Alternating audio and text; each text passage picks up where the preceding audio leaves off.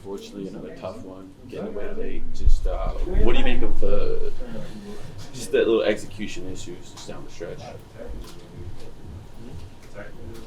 I mean, I feel like we were being aggressive. We didn't make shots down the stretch and we couldn't get stops. Or we got some stops, but we couldn't. We had some bad bounces, couldn't get the rebounds, and I think that really cost us. Just there was a stretch in the third. There was just a lot of turnovers. Do you think not having a lot of your ball handlers, CJ, Jose, Dyson, even Naji, makes it a little bit difficult to go over the course of a game and experience ball pressure? Is it harder in that regard? I wouldn't say that because I think you can give anyone the ball pretty much on the team to bring it up. We just got to do a better job of, not turning the ball over.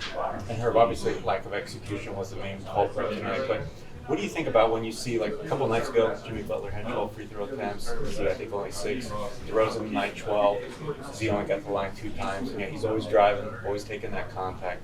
How frustrating, like I said, is that, and what can you do? What do you say to Z about that? I mean, just tell him to keep being aggressive. I'm not the one to tell anyone to go out and flop or try to be demonstrative to get fouls. I just, anyone that knows me, I just go out and play ball. We could go out and play without the refs if it was up to me, but, this is the game we're playing. And I think, Z's doing a great job of keeping his composure when he thinks he's getting fouled. And I think a lot of the times he is getting fouled, but that means they're not calling it, so we just got to play through it. Go ahead. A couple positive things. Out the break, your starting lineup group has actually been quite effective. It's been really positive in all these games. I know that was kind of hit and miss the first 55 games or so. What do you feel like do you feel like you're turning a corner, and what do you feel like has been successful these last 3 games with that starting group? I think it's all starting on the defensive end. We're getting stops and getting out in transition. I think that's helping a lot.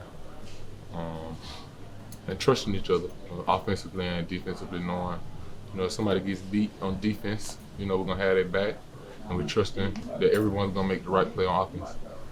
Hey, Herb, how frustrating is it with games like this against teams that, you probably feel like you should win against and kind of let get away, games like this, especially at home?